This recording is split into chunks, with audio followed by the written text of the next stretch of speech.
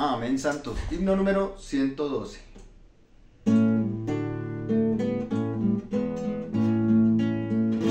El Espíritu de Dios es el mismo de Jesús, el Dios hombre que murió y a la gloria ascendió. De parte de este Jesús vino el Espíritu, trayendo su realidad a mi experiencia vital. Espíritu de Jesús, divino humano es, tiene la gloria de Dios y el vivir humano en él, los sufrimientos de él, con su muerte eficaz, su levantarse y reinar, en su espíritu está. Todo lo que es de Jesús nos trae su espíritu, y por su rica unción probamos de su virtud. Incluye el espíritu todo lo que es de Jesús, trabaja hasta obtener que Dios llene nuestro ser. Amén. Amén. Amén, mis hermanos. El título de los 8 mensajes es La unanimidad y aspectos cruciales del libro de Hechos. Hemos visto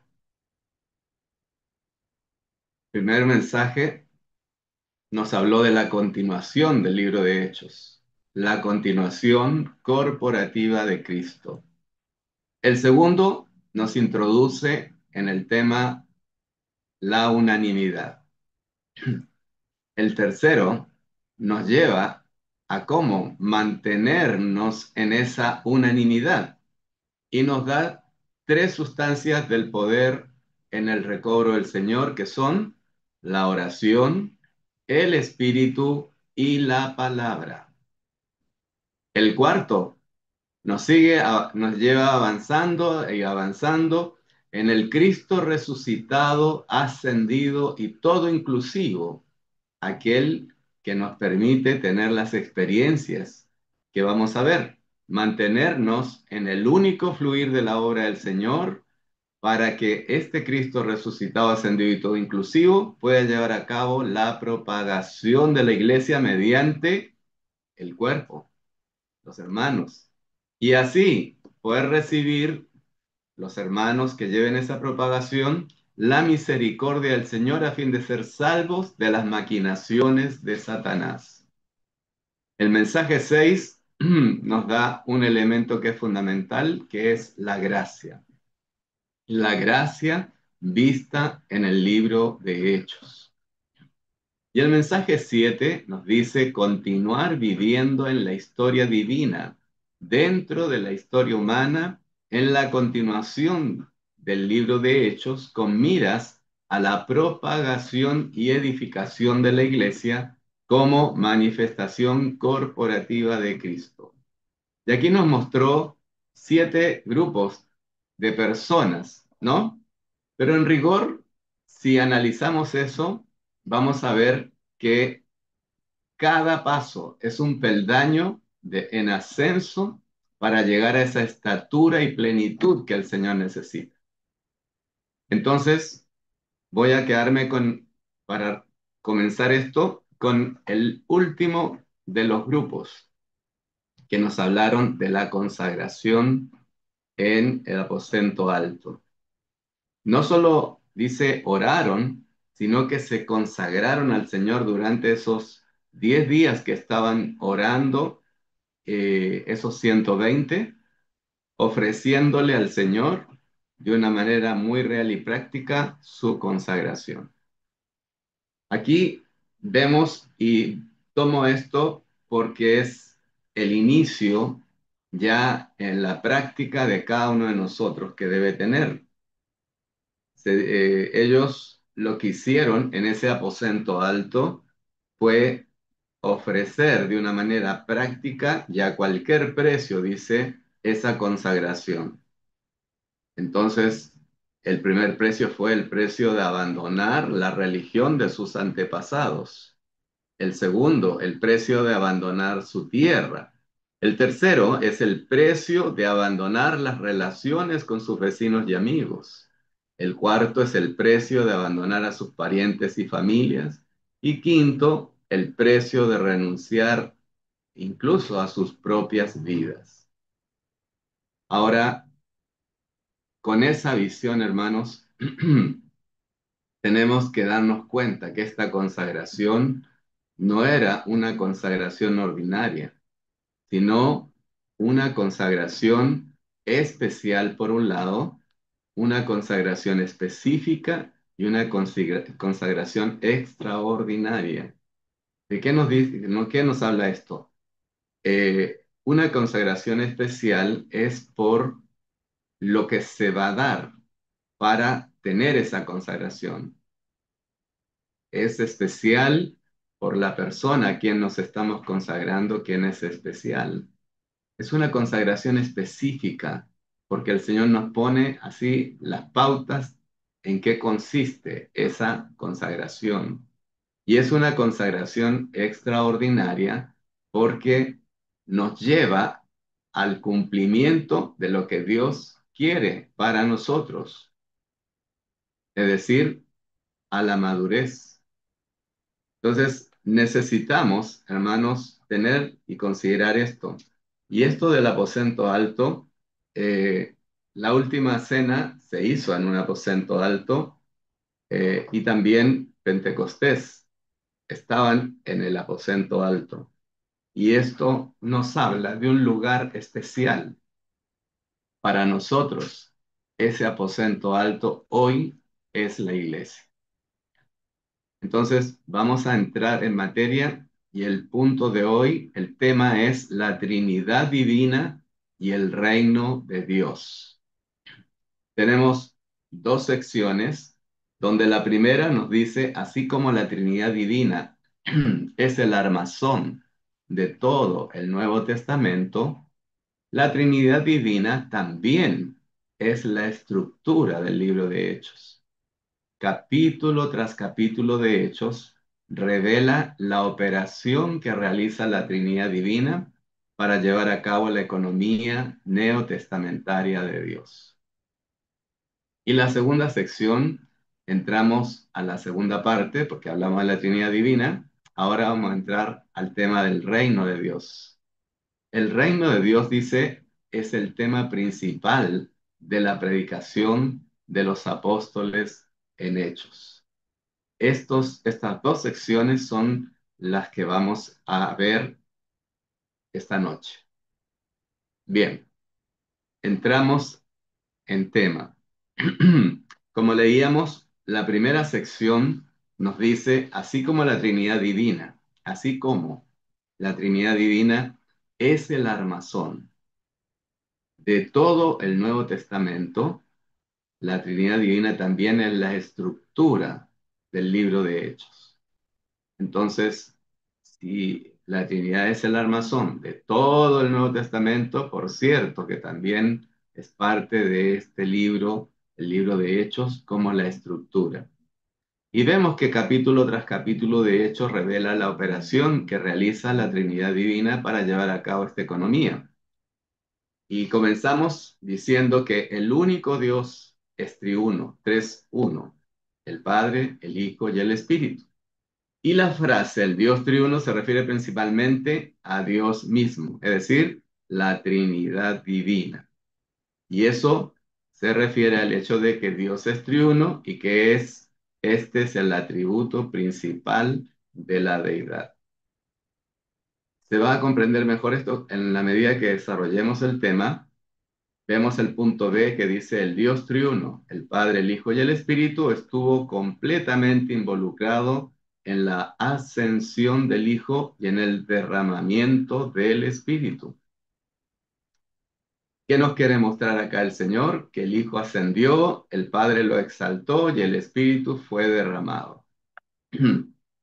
Son personas distintas, pero unidas. Son uno solo.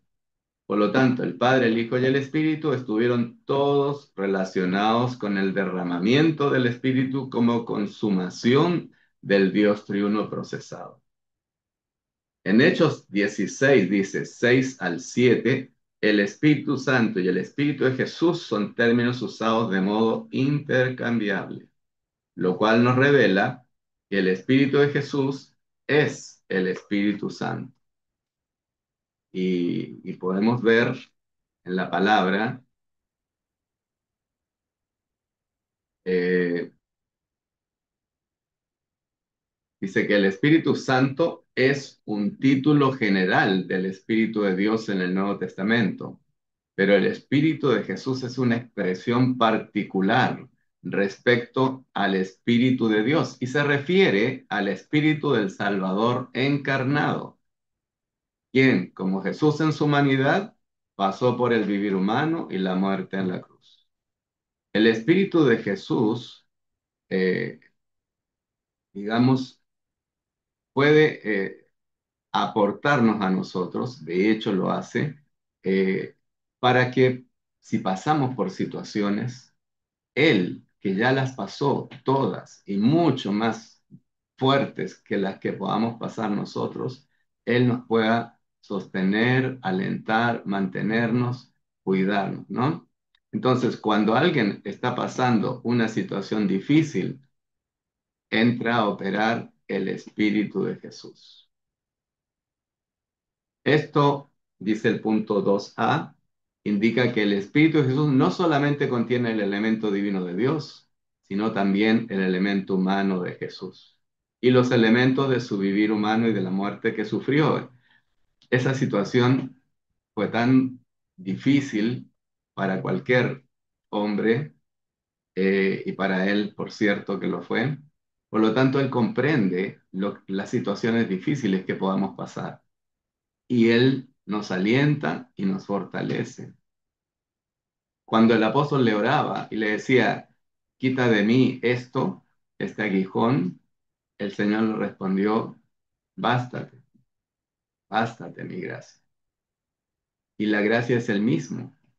Entonces, el Espíritu de Jesús es el que nos permite soportar situaciones adversas.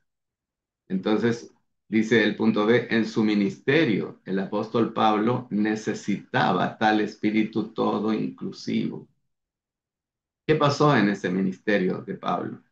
El ministerio requiere la cruz, si no, entra a tallar el ego, ¿no es cierto? Y todas las cosas que conocemos y hace que esos ministros se no sé, se crean alguien, hagan las cosas de acuerdo a su sentir, etcétera.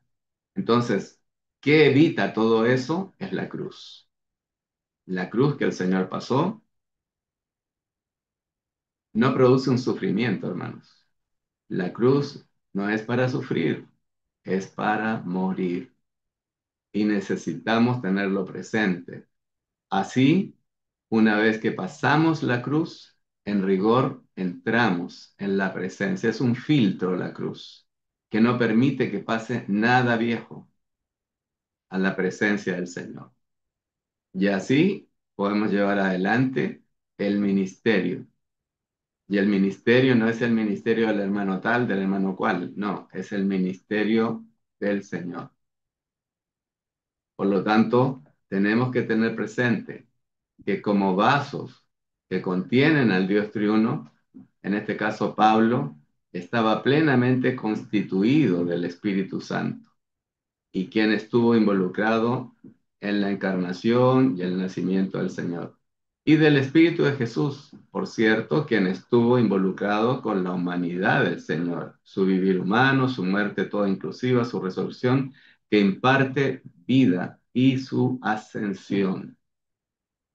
Esto nos da un cuadro muy interesante, hermanos. Pablo tuvo una vida de sufrimiento desde el principio, desde que cayó en tierra cuando tuvo el encuentro con el Señor. Y él eh, le dijo, Pablo, ¿por qué me persigues? Entonces, de ahí en adelante, él experimentó estos sufrimientos, pero el Espíritu de Jesús estaba con él, estaba en él, y él no se quejaba. Cuando estaba en la cárcel, él cantaba, e incluso le cantaba al Señor, obviamente, incluso ese carcelero eh, que estaba ahí pendiente de ellos, supongo que impactado por las situaciones que estaban viviendo y ellos disfrutando, recibió al Señor, fue salvo. Entonces, ¿qué llevó a que esto sucediera? El Espíritu de Jesús en estos discípulos. El cuarto punto dice, la clase de obra que realizamos para el Señor depende de la clase de espíritu que nos guía, que nos dirija, que nos instruye y que constituye. Cuando el espíritu todo inclusivo llegue a ser nuestra constitución intrínseca, nuestra obra será la expresión de este espíritu. Esto resumido, podríamos decir que de acuerdo a la constitución que tengamos en nosotros, va a ser la expresión que habrá en nosotros. Y eso es producto del trabajar, del dejar trabajar el Espíritu del Señor en nuestro ser interior, para que gane nuestras partes internas y así como lo dice Efesios 4, pueda llegar a hacer su hogar en nuestros corazones y de esa manera en algún momento llegar a ser nuestra persona. Eso es vital, hermanos, en este caminar, en este forjar, forjarse dentro de ese ministerio que Dios quiere establecer y que nos lleva a la segunda sección, que es el reino, ¿no? Entonces la Trinidad trabaja en nosotros, va funcionando, va haciendo que nosotros seamos liberados de toda esta escasez y toda esta vejez para que luego entre a funcionar la segunda sección que vamos a revisar pronto. El punto D dice, Dios ganó a la iglesia por su propia sangre. Y este es un tema muy interesante. Este mensaje es un mensaje dentro del mensaje, esta partecita que estamos viendo. Usted dirá, pero Dios tenía sangre. Por cierto, Él en su divinidad, en su deidad, él no tiene sangre, pero en su encarnación, él sí tuvo sangre. Y dice, Dios compró la iglesia al pagar el precio de su propia sangre, eh, que hizo, bueno, ¿qué precio tuvo que pagar el Señor por nosotros? El precio de sangre. Porque la Biblia nos dice que la paga del pecado es muerte, más la dádiva de Dios es vida, ¿no es cierto? Entonces, por medio de la encarnación, nuestro Dios, el Creador, aquel que es eterno, se mezcló con el hombre. Y ahí es donde realmente tenemos esa sangre de Dios. Como resultado, Él ya no era únicamente Dios, Él llegó a ser un Dios hombre, quien tenía sangre y podía morir por nosotros. Cuando el Señor, el Dios hombre, murió en la cruz, Él murió no solo como hombre, sino también como Dios. Él tenía divinidad, no tenía deidad. Entonces, la sangre que Él derramó no solo era la sangre del hombre Jesús, sino también la sangre del Dios hombre. Y estos puntos son bien importantes que ustedes los vayan marcando. Por tanto, su sangre, mediante la cual Dios ganó a la iglesia, es su propia sangre. Y él llevó esa sangre al Padre para mostrarle que se había cumplido lo que lo que se había comprometido él a hacer. Y se estaba cumpliendo, él no perdió lo que el Señor es su justicia, ¿no? No podía pasar por alto los pecados así nomás, por amor, no. Él es justo y tenía que cumplirse lo que él había puesto en su palabra. La paga del pecado es muerte. Pero esa dádiva de Dios es lo que pagó el Señor Jesús. La segunda sección nos dice que el reino de Dios es el tema principal de la predicación de los apóstoles en Hechos. Entonces, el objetivo principal en la predicación del Evangelio del reino es es el hecho de que Cristo resucitado, cuando se le aparece a los discípulos, el que hablaba lo tocante al reino de Dios. Entonces, cuán importante, dice, es que el reino sea el tema principal de la predicación de los apóstoles al llevar a cabo la comisión que recibirían después de Pentecostés. Nuestra predicación, y lo pregunta el hermano que comparte, ¿cuántas veces al año nosotros predicamos el Evangelio del Reino? ¿A cuántas personas le predicamos el Evangelio del Reino? La respuesta es, no sé, poquísimos, ¿no? Y es vital para el cumplimiento del ministerio y del plan de Dios. El punto B dice, según el Nuevo Testamento, el reino de Dios no es una esfera visible y tangible. En realidad, el reino de Dios es una persona, el propio Señor Jesús. Todos sabemos que compareceremos ante el tribunal de Cristo. Y la pregunta es, si no cumplimos con lo que el Señor nos da como tarea, el ponernos a cuentas, el hacer todo este proceso que debemos hacer al despertar y durante todo el día, si le preguntamos, le consultamos, lo consideramos a Él, entonces estaremos en condiciones de afrontar este tema del tribunal de Cristo. ¿Por qué, hermanos? Porque si usted se pone a pensar, se, se, se comenta en Israel que se están haciendo cálculos, no sé, de alguna manera para la edificación, oh Señor Jesús, del templo. Y cuando sea edificado el templo, usted sabe, se va a levantar el anticristo. Y el anticristo, con los primeros que va a hacer un acuerdo, va a ser con los israelitas, para luego aniquilar la Iglesia Católica y posteriormente deshacerse también de esa unión de acuerdo que tendrá con los israelitas y así tomar posición de todo, de toda la tierra, ¿no? Y vendrá la persecución. En algún instante tendremos que enfrentar el tribunal de Cristo. Y eso nos permitirá o recibir del Señor, esclavo fiel, en lo bueno te pondré, o esclavo infiel. Y ahí tendremos que pasar esas experiencias durísimas que nos harán madurar para llegar a ser parte de esa nueva Jerusalén. Entonces, hermanos, cuán importante es, las iglesias y el reino de Dios van juntos.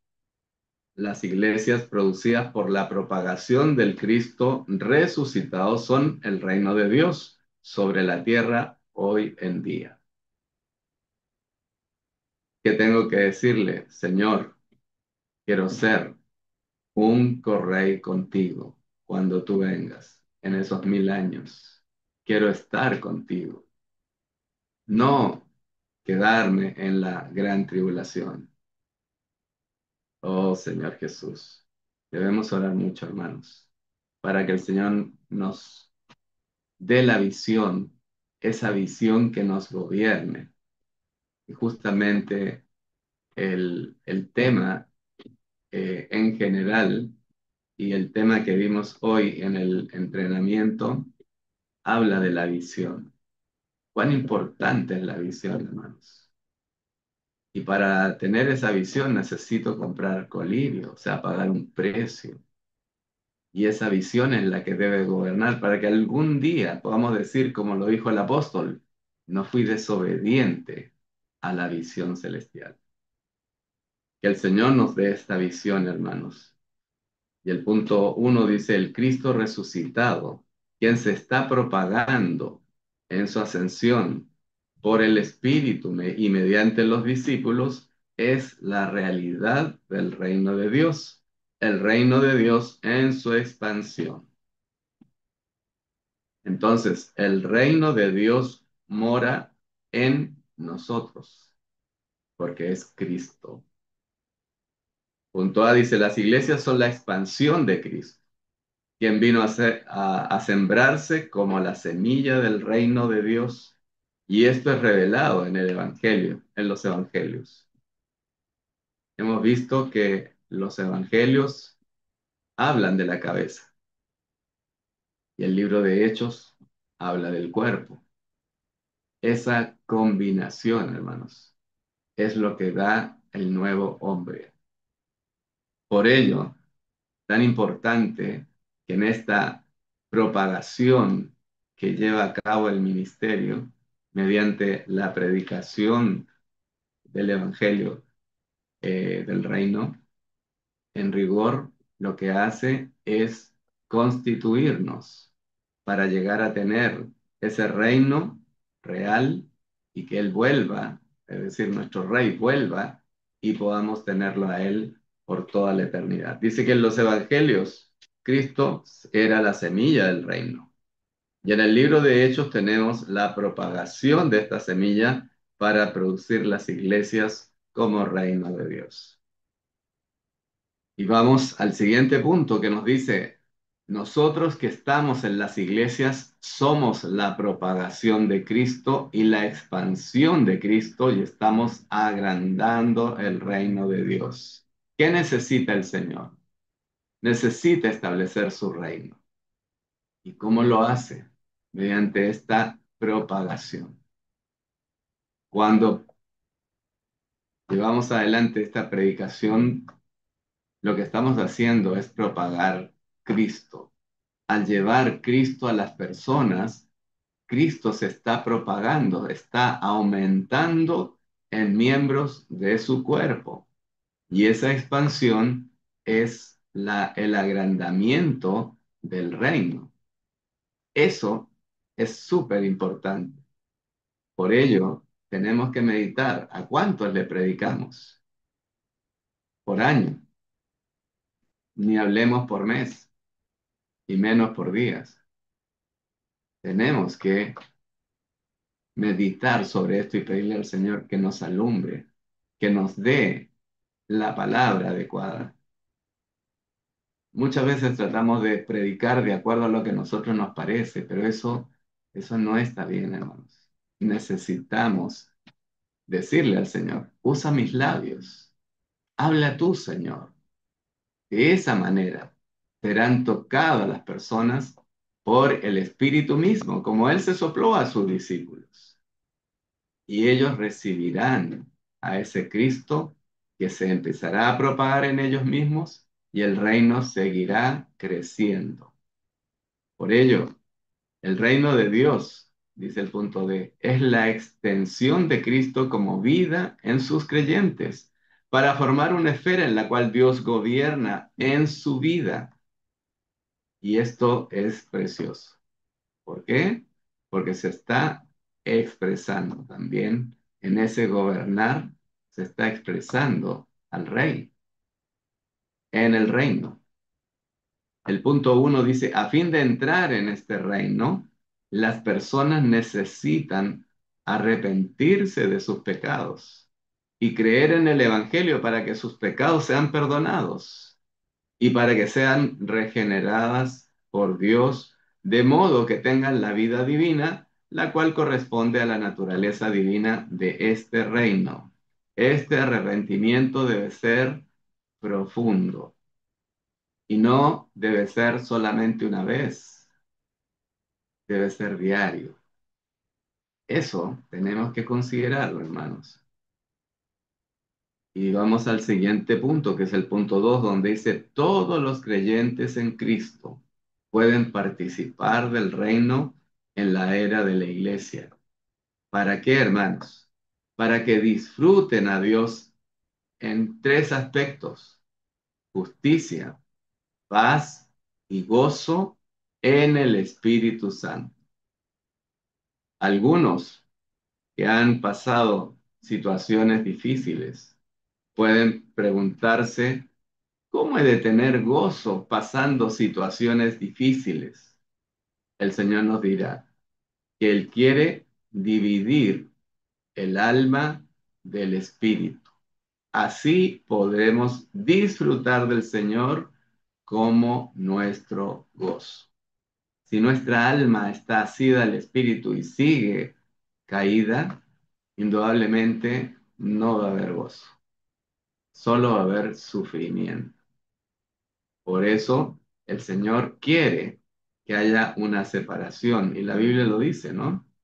Separar digamos, nuestra alma del espíritu. El punto 3 dice que el reino de Dios llegará a ser el reino de Cristo y de Dios, para que los creyentes vencedores lo hereden y disfruten en la era del reino venidero, a fin de que reinen juntamente con Cristo por 1000 años. Por eso hablábamos de ser correyes. Si oramos al Señor que nos lleve a esa instancia de ser correyes juntamente con Él en ese tiempo, en ese periodo, el Señor nos va a ayudar.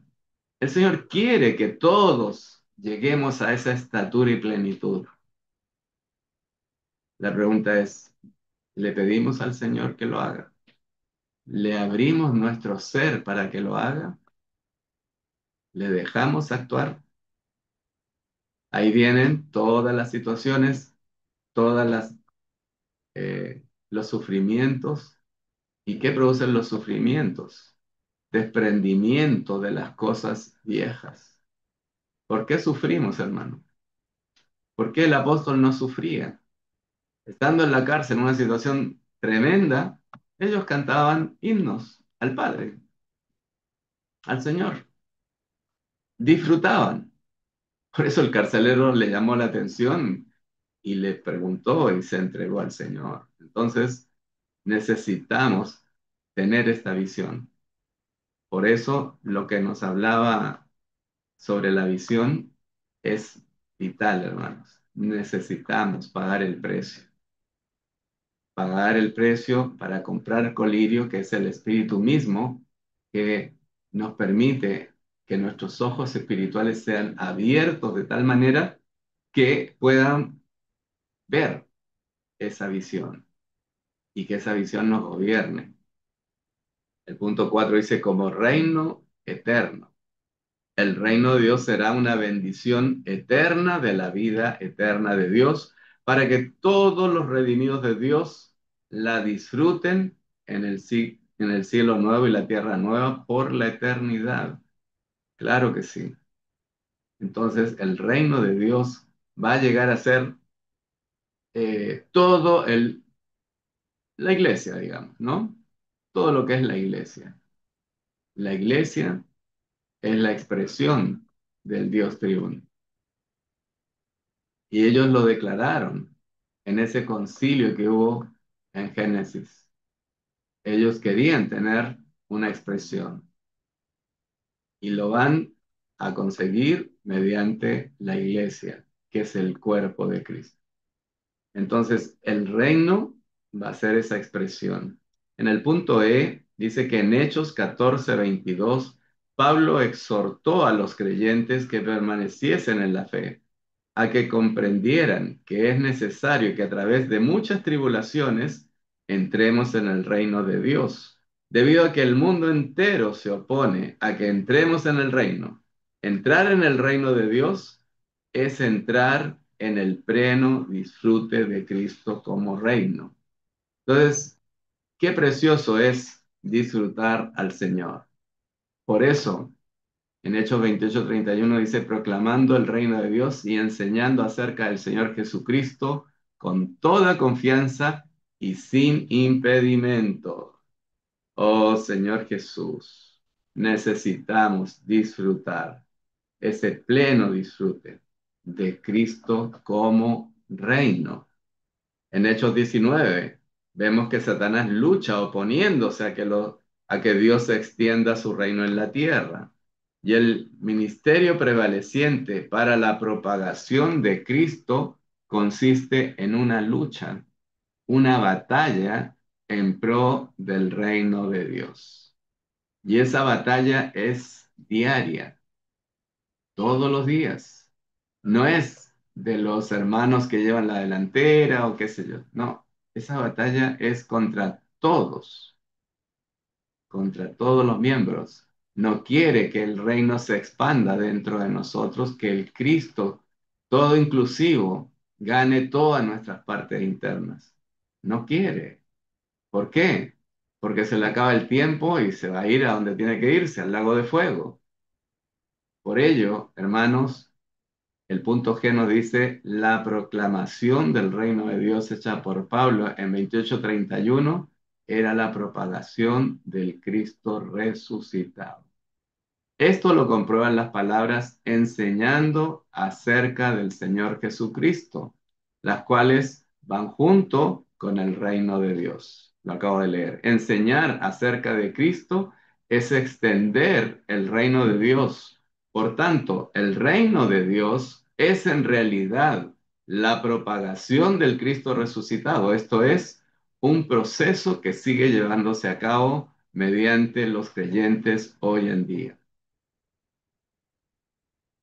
El Señor, les quiero decir algo para concluir. El Señor ora por nosotros, por dos cosas.